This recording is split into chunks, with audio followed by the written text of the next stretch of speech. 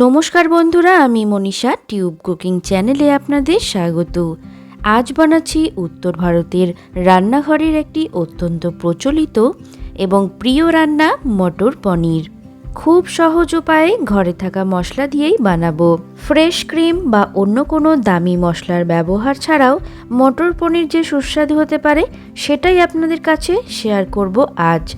ভিডিওটা স্কিপ না করে পুরোটা দেখার অনুরোধ রইল। আশা করছি মটর পনিরের রেসিপি হবে একদম পারফেক্ট। মটর পনির বানানোর জন্য আমি নিয়েছি 200 গ্রাম পনির, কিউব শেপে কেটে নিয়েছি। এগুলোকে শ্যালো ফ্রাই করে নেব। একটি প্যানে সামান্য সর্ষের তেল গরম করে নিচ্ছি, বেশি তেল দেব না।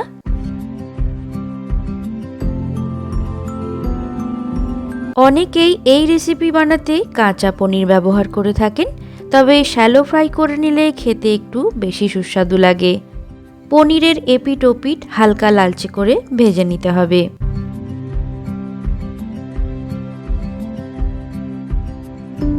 বন্ধুরা, আমার রেসিপিগুলো কেমন লাগছে অবশ্যই কমেন্ট করে জানাবেন।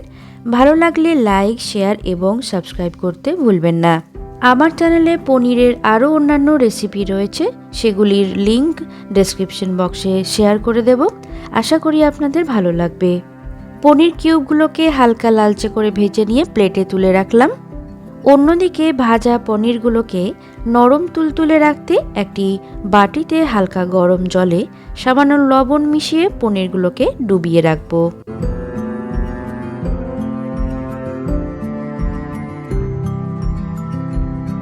পনিরের যে কোনো রেসিপি তৈরি করতে এই পদ্ধতি ফলো করলে পনির শক্ত হয়ে যাওয়ার ভয় থাকে না।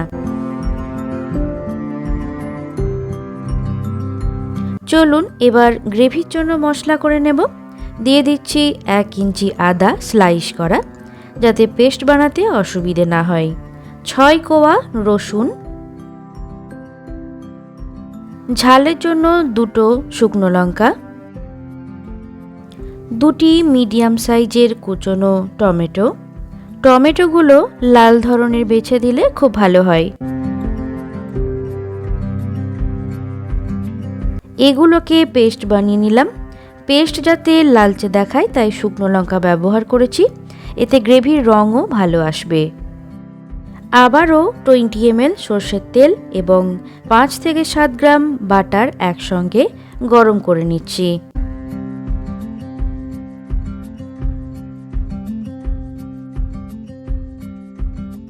তেল এবং বাটার ভালোভাবে গরম হয়ে গেলে ফোড়ন যোগ করছি। একটি গোটা শুকনো লঙ্কা, গোটা গরম মশলা।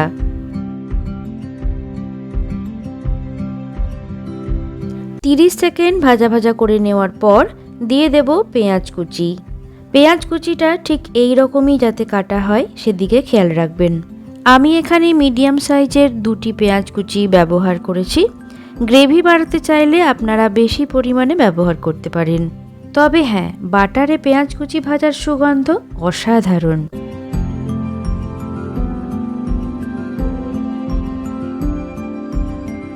পেঁয়াজ কুচি গোল্ডেন ব্রাউন হয়ে গেছে। দিয়ে দিচ্ছি 1 চা চামচ জিরে গুঁড়ো, 1 চা চামচ ধনে গুঁড়ো, হাফ টিস্পুন কাশ্মীরি লাল লঙ্কার গুঁড়ো। ভালোভাবে মিশিয়ে 5 মিনিট কষুন।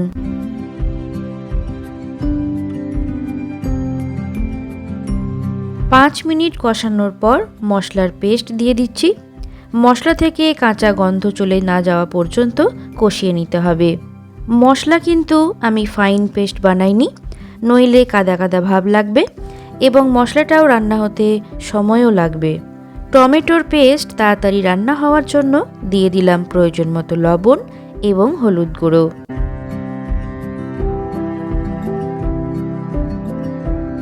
মশলা এরকম শুকিয়ে আসলে বা তেল ছেড়ে দিলে দিয়ে দিচ্ছি 10 ml দই। দইটা একেবারে অপশনাল, ঘরে না থাকলে নাও দিতে পারেন। সঙ্গে 1 চা চামচ চিনি এবং 5 গ্রাম কাসুরি মেথি। মধ্যম আঁচে কিছুক্ষণ কষিয়ে নিন। গ্রেভিতে টমেটোর টক অলরেডি রয়েছে, তবে দই বেশি টক হলে চলবে না। মশলা পুরোপুরি রেডি হয়ে গেলে দিয়ে দেব 100 গ্রাম মটর বা গ্রিন পি। আমি এখানে ফ্রোজেন মটর ব্যবহার করছি। সিজনে আপনারা ফ্রেশ মটর ব্যবহার করবেন, স্বাদটা খুবই ভালো হবে। মটর একটু সেদ্ধ করে নিতে হবে, তাই একটু জল যোগ করে ঢাকা দিয়ে সেদ্ধ করে নেব। আপনারা আগের থেকেই অন্য প্যানে হালকা ভাপিয়ে নিয়ে ব্যবহার করলে সময় সাশ্রয়ী হবে। 3 মিনিট মিডিয়াম ফ্লেমে ঢাকা দিলেই মটর সেদ্ধ হয়ে যাবে। মশলা দেখুন তেলও ছেড়ে দিয়েছে, মানে পেঁয়াজও গলে গেছে। পনির কিউবগুলোকে নোনতা জল থেকে ছেঁকে গ্রেভির মধ্যে দিয়ে দিলাম। ওপর থেকে গরম মশলার গুঁড়ো, কুচনো ধনেপাতা দিয়ে নাড়িয়ে চাড়িয়ে নিন।